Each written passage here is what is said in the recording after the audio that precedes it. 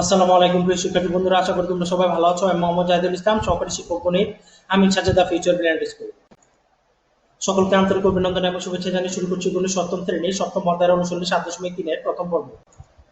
তোমাদের পাঠ্য বইয়ের অনুশীলন অঙ্কগুলো শুরু করার পূর্বে এখন আমরা একটু বেসিক আইডিয়া নেব। শুরুতে এখন আমরা জানবো বিন্দু পাতনটা কি।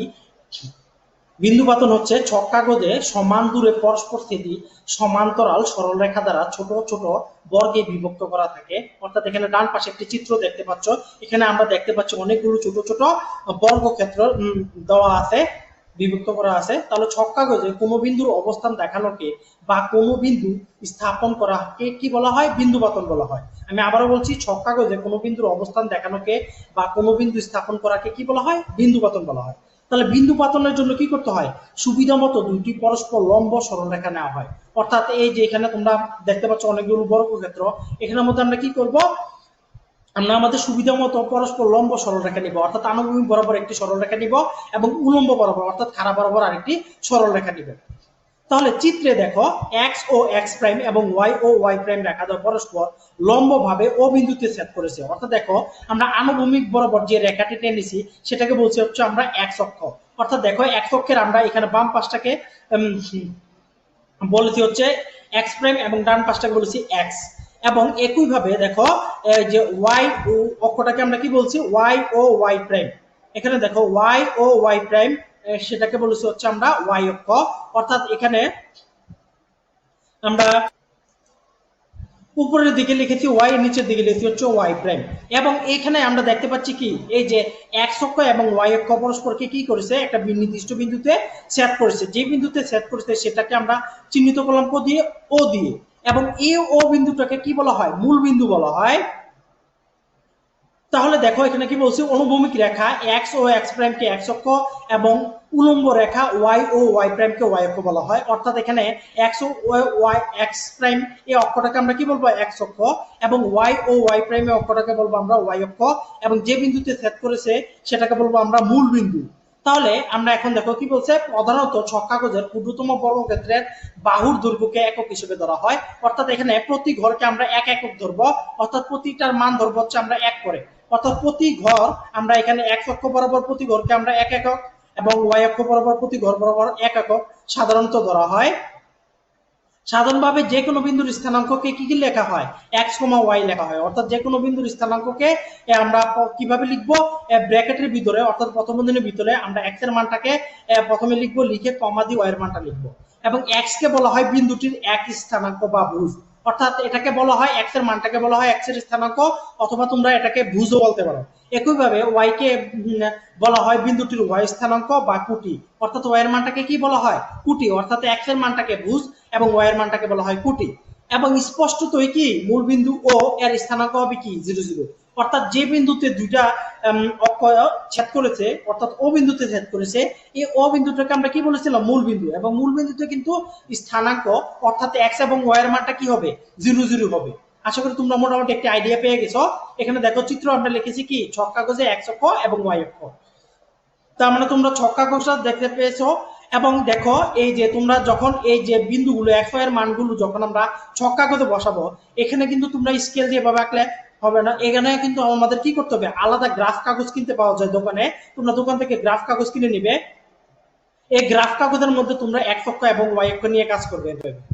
তাহলে দেখো এখানে এবার আসা যাক অনুশীলনী। তোমাদের অনুশীলনী 7.3 এর 11 নম্বর অঙ্কে দেখো কি দেওয়া আছে? চিত্র থেকে নিচের ছকটি পূরণ করো। উভয় অক্ষে কি বলছে? ক্ষুদ্রতম বাহুর দৈর্ঘ্যকে একক ধরে। অর্থাৎ এখানে আমরা কি করব? এখানে আমরা দেখতে পাচ্ছি একটা ছক কাগজ দেওয়া আছে। এই যে তোমরা ছোট ছোট বর্গক্ষেত্র দেখতে পাচ্ছ, এই পুরোটাকে বলা হয় ছক কাগজ। তাহলে এখানে দেখো আনুভূমিক রেখা নিয়েছি।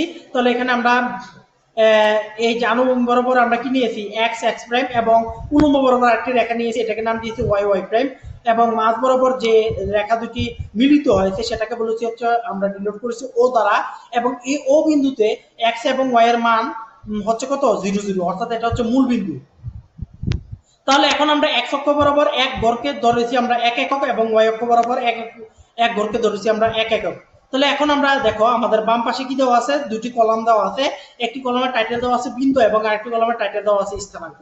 অর্থাৎ এখানে এ বি সি ডি তারপর ও পি কিউ এগুলো হচ্ছে বিন্দু এবং স্থানাঙ্ক দেওয়া আছে, অর্থাৎ এ বিন্দুতে স্থানাঙ্ক হচ্ছে 3, বি বিন্দুতে স্থানাঙ্ক দেওয়া আছে -2,2, সি বিন্দুতে দেওয়া আছে 3, -5 ব্যবহার করে সবগুলো দেওয়া আছে।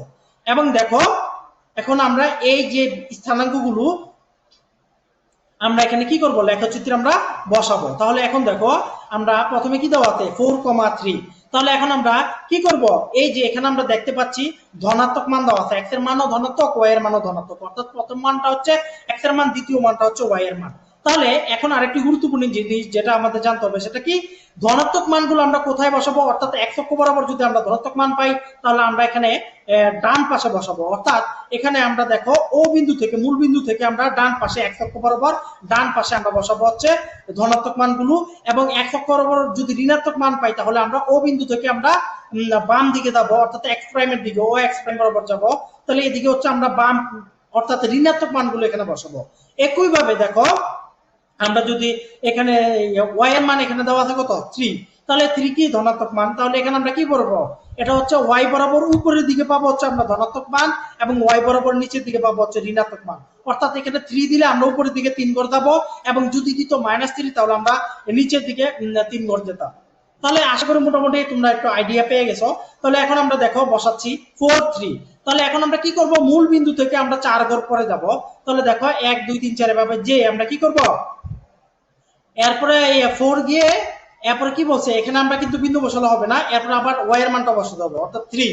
এরপর 4 ঘর যাওয়ার পরে x অক্ষ বরাবর আমরা উপরের দিকে 3 ঘর যাব, অর্থাৎ y অক্ষ বরাবর 3 ঘর, যে এখানে দেখো আমরা ঘাড়ো করে গোল করে চিহ্ন দিয়েছি, এবং এটাকে এ বিন্দু দিয়ে এটা কি স্থানাঙ্ক দিয়েছি কি 4,3, অর্থাৎ এটা হচ্ছে 4,3 এ বিন্দুর অবস্থান হচ্ছে এটা। তারপর হচ্ছে বি বিন্দুতে কি দেওয়া আছে দেখো -2,2। তাহলে যেহেতু -2 তার মানে এটা হচ্ছে x এর মান। তাহলে এখন আমরা কি করব, মূল বিন্দু থেকে আমরা এখন x অক্ষ বরাবর বাম দিকে যাব, অর্থাৎ 2 ঘর, যেহেতু 2 তার মানে 2 ঘর আমরা যাব বাম দিকে, যে তারপর আমরা কি করব 2 ঘর বাম দিকে, যে তারপর y এর মান দেওয়া আছে 2, তার মানে 2 ঘর উপরে উঠব, যেহেতু 2 অর্থাৎ y এর মানটা পজিটিভ তার মানে 2 ঘর উপরে উঠব, এবং এটাকে দিব হচ্ছে স্থানাঙ্কের মান দিব কি b, তারপর এখানে আমরা ব্র্যাকেটের ভিতরে লিখবো -2,2, অর্থাৎ এটা হচ্ছে বি বিন্দুর অবস্থান। এখানে দেখো বি বিন্দুর অবস্থানটাকে বোঝানোর জন্য আমরা গাঢ় করে গোল করে দিয়েছি। একইভাবে সি বিন্দুর অবস্থান দেওয়া আছে 3, -5। তাহলে আমরা x অক্ষ বরাবর ডান পাশে 3 ঘর যাব, 3 ঘর যেয়ে এরপর আমরা 5 ঘর নিচের দিকে যাব, যেহেতু y এর মানটা -5 তার মানে নিচের দিকে যাব।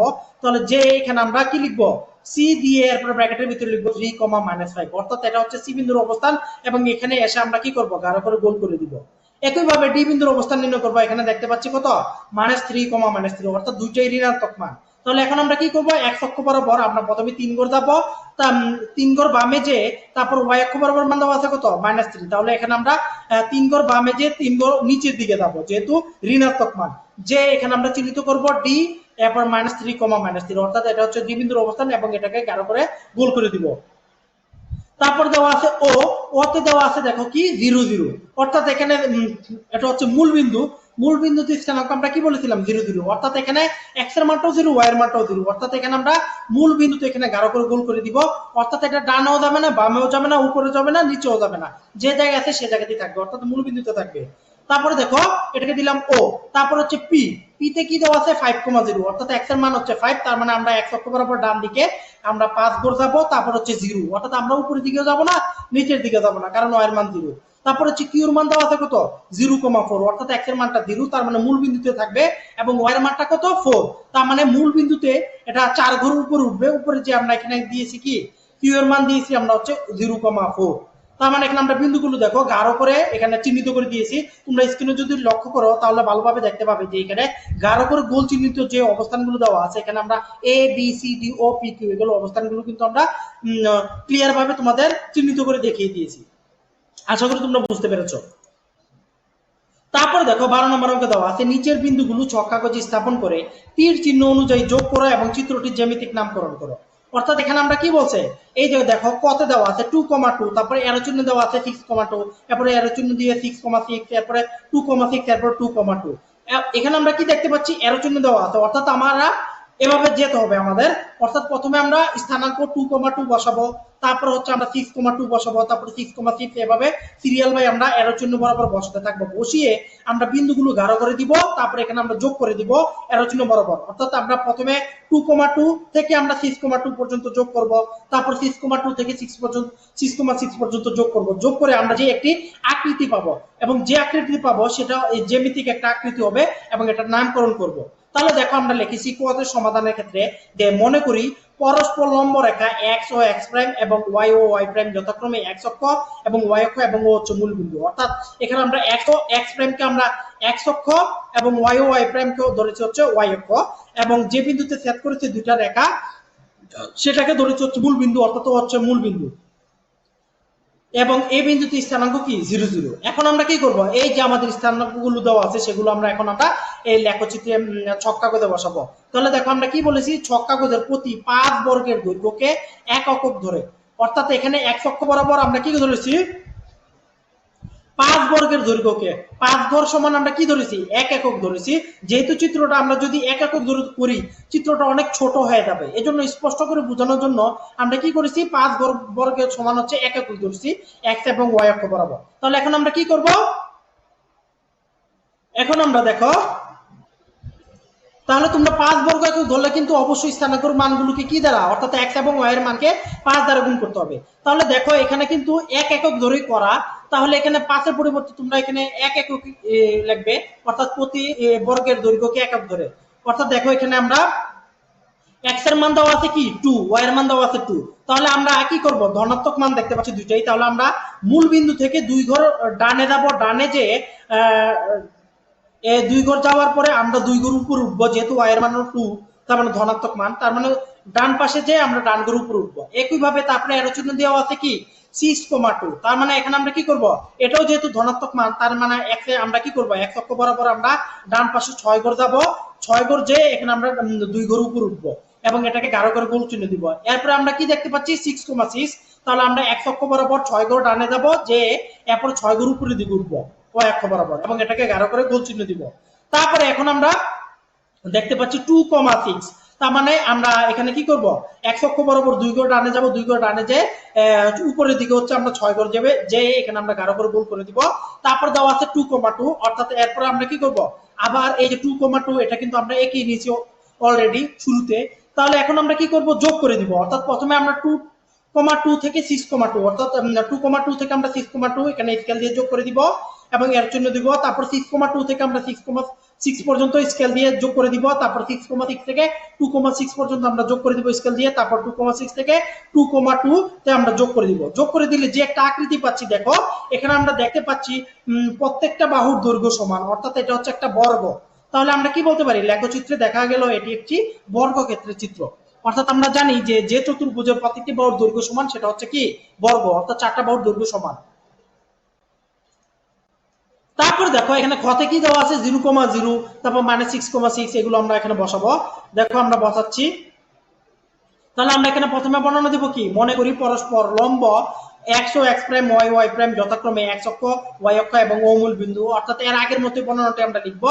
তারপর কি করব, ছক কাগজ উভয় অক্ষ বরাবর ক্ষুদ্রতম 1 বর্গ ঘরের বাহুর দৈর্ঘ্যকে 1 একক ধরে, অর্থাৎ আমরা এখানে এক অক্ষ বরাবর 1 একক, 1 ঘর বরাবর আমরা 1 একক ধরবো, এবং ওয়াই অক্ষ বরাবর আমরা 1 ঘর বরাবর আমরা 1 একক ধরবো। যদি ধরে আমরা কি করব, বিন্দুগুলো স্থাপন করব, অর্থাৎ 0, 0, -6,6, 8,6, তারপর 0,0 বিন্দুগুলো স্থাপন করব। তাহলে আমরা প্রথমে 0,0, অর্থাৎ এটা কি হবে, এটা কোনো পরিবর্তন হবে না, অর্থাৎ এটা মূল বিন্দুতে আমরা এখানে গাঢ় করে গোল চিহ্ন দিয়ে দিব। অর্থাৎ এটা ডানেও যাবে না, বামেও যাবে না, উপরেও যাবে না, নিচেও যাবে না, কারণ যেহেতু x এর মান 0 y এর মান 0। তারপর হচ্ছে -6,6, তাহলে এখন আমরা কি করব, x অক্ষ বরাবর বাম দিকে আমরা জানি ঋণাত্মক মান থাকে, তাহলে এখানে আমরা 6 ঘর বামে যাব, 6 ঘর বামে দিয়ে আমরা 6 ঘর নিচের দিকে যাব, যেহেতু y এর মানটাও 6। তাহলে এখানে এসে আমরা কি করব, -6, এখানে বিন্দুটা স্থানাঙ্কটা আমরা লিখে দিব এবং এই বিন্দুতে আমরা এখানে গাঢ় করে গোল করে দিব। তারপরে দেওয়া আছে 8,6, তাহলে আমরা এখানে কি করব, যেহেতু দুটোই ধনাত্মক মান, তাহলে এক অক্ষ বরাবর আমরা 8 ঘর ডানে যাব, ডানে যে আমরা 6 ঘর উপরে উঠবো এবং এখানে দিয়ে আমরা স্থানাঙ্ক লিখবো 8,6। তারপর হচ্ছে আমাদের কি বলছে 0,0, তারপর এখন আমরা আবার 0,0 তে চলে আসবো, অর্থাৎ এখানে আমরা কিন্তু অলরেডি এই স্থানাঙ্ক কারা করে গুণ করে দিয়েছি। এখন আমরা কি করব, এরো চিহ্ন বরাবর যোগ করব, অর্থাৎ প্রথমে 0 থেকে আমরা -6,6 স্কেল দিয়ে আমরা যোগ করব, যোগ করে তারপর -6,6 থেকে আমরা 8,6 পর্যন্ত আমরা স্কেল দিয়ে যোগ করব, অর্থাৎ একটি সরলরেখা টানবো, তারপরে 8,6 থেকে আমরা আবার 0,0 তে স্কেল দিয়ে যোগ করব। তাহলে যোগ করলে আমরা এই জন্য লিখেছি দেখো, তারপর বিন্দুগুলো তীর চিহ্ন অনুযায়ী যোগ করি, তারপর লেখচিত্র দেখতে দেখা গেল কি এটি একটি ত্রিভুজের চিত্র। অর্থাৎ তোমরা যদি ভালোভাবে দেখো, খেয়াল করো, তাহলে দেখবে যে এখানে আমরা 3টি বাহু পাচ্ছি, অর্থাৎ এখানে একটু যদি তোমরা বড় করে চিত্রটা আঁকো তাহলে আরো ক্লিয়ার ভাবে বুঝতে পারবে। এখানে চিত্রটা খুব এক একক করে আমরা ধরেছি, তো এই জন্য চিত্রটা অনেক ছোট হয়েছে। তোমরা যদি 2 বর্গ ঘর বা 3 বর্গ ঘর সমান যদি এক একক ধরো, তাহলে দেখবে যে চিত্রটা আরো বড় হচ্ছে, তখন চিত্রটা আরো স্পষ্টভাবে ত্রিভুজের চিত্রটা তোমরা বুঝতে পারবে। তার মানে আমরা কি পেলাম, লেখচিত্র থেকে দেখা গেল যে কি এটি একটি ত্রিভুজের চিত্র। আশা করি তোমরা আমার লেকচারটি খুব ভালোভাবে বুঝতে পেরেছো। আজ তাহলে এ পর্যন্ত বন্ধুরা, পরবর্তী ভিডিও দেখার আমন্ত্রণ জানিয়ে আজকের মতো এখানে বিদায় নিচ্ছি। ধন্যবাদ সবাইকে।